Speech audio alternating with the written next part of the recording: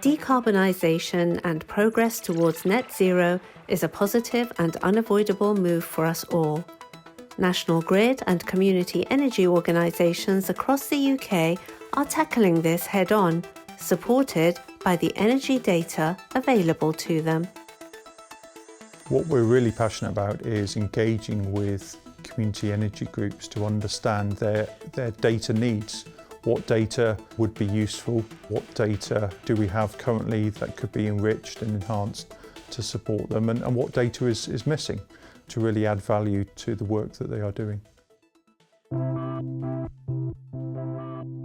In 2017, National Grid trialled a £5 million innovation project that explored the benefits of low-voltage data from electricity substations being made openly available to third parties. The OpenLV project was an innovation project designed to explore the use of LV data in order to make it useful for community energy groups and other users of the data. So we currently have approximately 1,300 distribution substations with LV monitoring devices installed and 3.5 million smart meters installed across National Grid's distribution network. The smart meters and the LV monitoring devices allow us to gain a real insight into how electricity is used across the network and to provide that in a secure manner which protects the privacy of individual customers. Much of this data provides opportunities for community energy organisations to understand more about their local electricity network and develop new projects.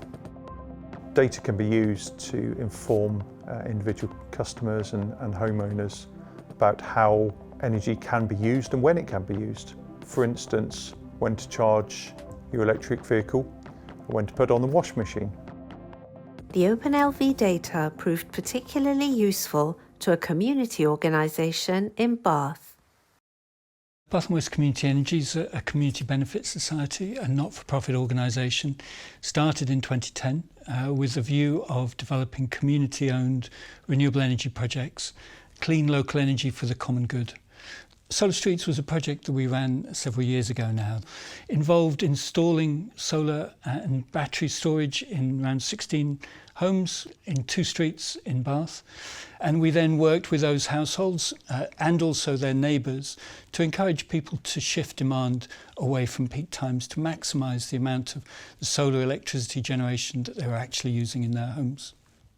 They tended to be people who wanted to take action around carbon reduction, but they also particularly liked the community focus and were aware that they were doing something that their neighbours were doing or the people down the street were doing. We've been able to recycle over £300,000 back into the community in terms of our surplus through a community fund, so community groups can apply for projects around carbon reduction and fuel poverty action. Other organisations found the data useful in engaging community members in energy, planning new low-carbon projects and exploring the potential to offer services to the network, such as flexibility. In one of the early public meetings that we had with households in the 2 streets, we presented some of this data. For the first time, showed households what their collective energy demand was for that street. And it engaged them in a way that I was quite surprised by. They said, that's us. And you think of data as being a kind of quite bland and flat thing. But for these households, it was actually representing something of them on a graph and how they were using electricity, which was both enthusing for them, but also really rewarding to see that we could use data in a way that had that sort of impact. If you have an idea for a community energy project that makes use of the data that we share, please get in touch through our community energy engineer. You can access and study available data on either our Energy Data Hub or Connected Data Portal, where all new raw data will be published. We also welcome requests for data sets that are not currently available on our website. You can do this by using the data request form available on the Connected Data Portal. All of these are positive in terms of allowing the move away from carbon and fossil fuels, but they do add complexity to the network as we need to be far more involved in understanding how they're going to be used, how they are being used, and putting in place flexibility services which allows us to manage the network in a smarter way.